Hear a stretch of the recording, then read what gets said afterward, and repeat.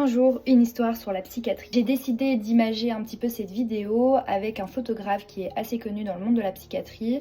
Donc j'ai mis de temps en temps des petites trigger warnings quand les photos sont choquantes, car ce sont de réelles photos.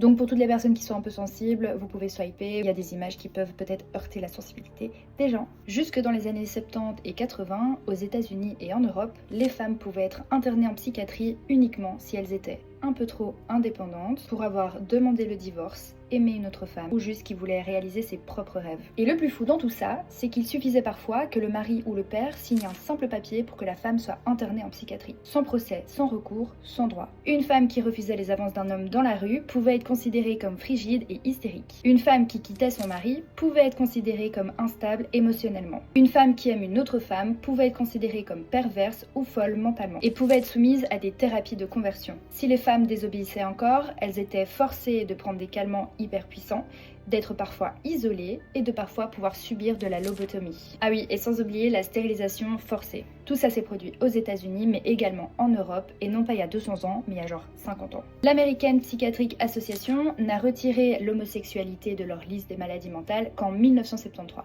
et l'OMS en 1990. Aujourd'hui, il y a encore certaines femmes âgées qui peuvent témoigner qu'à l'époque, elles n'étaient pas folles, mais juste elles étaient libres. Et ça malheureusement, c'est un peu trop pour la société de l'époque. Je trouve que ces éléments sont archi importants parce que cette histoire est hyper récente et que selon moi, elle mérite d'être connue, même si malheureusement nous les femmes, on traîne encore énormément de casseroles.